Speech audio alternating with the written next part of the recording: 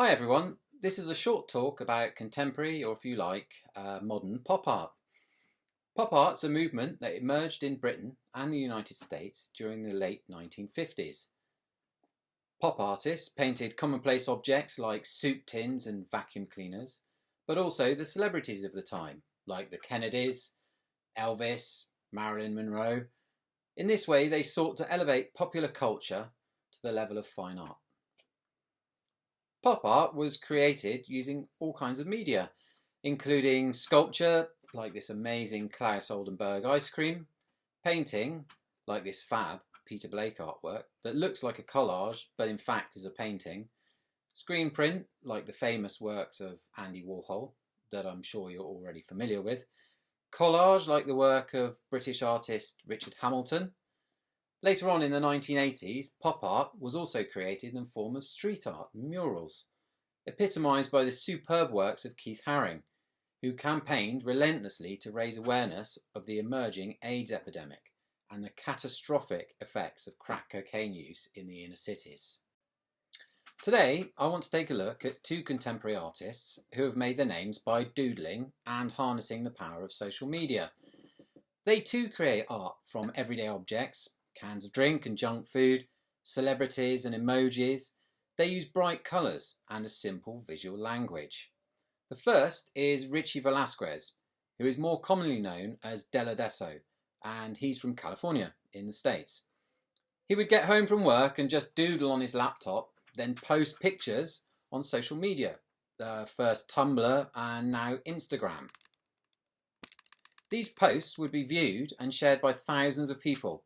He's probably best known for creating psychedelic slime art, which became popular during his 31 Days of Grime series in October 2015.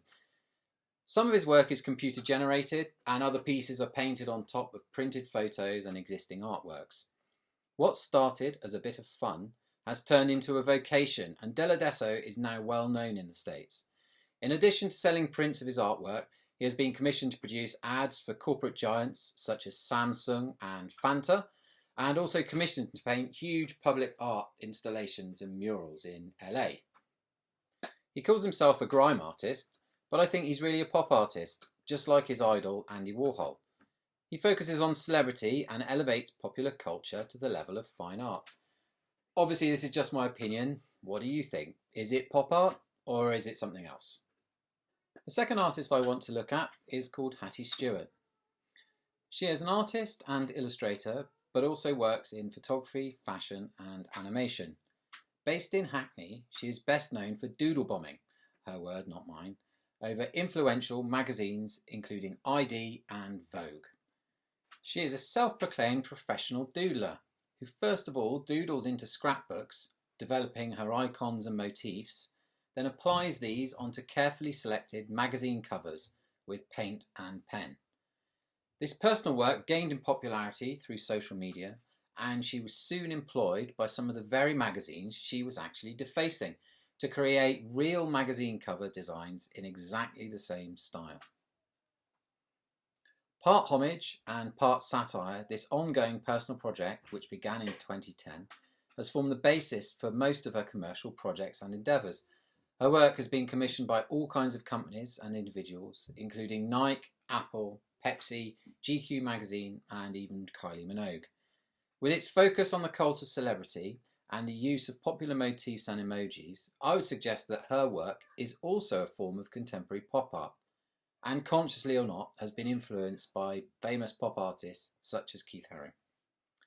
However, whether or not the work of these two artists should be classified as pop art or not is perhaps irrelevant. Maybe it's more interesting that the work and indeed the careers of both artists started with the simple and ubiquitous art of doodling.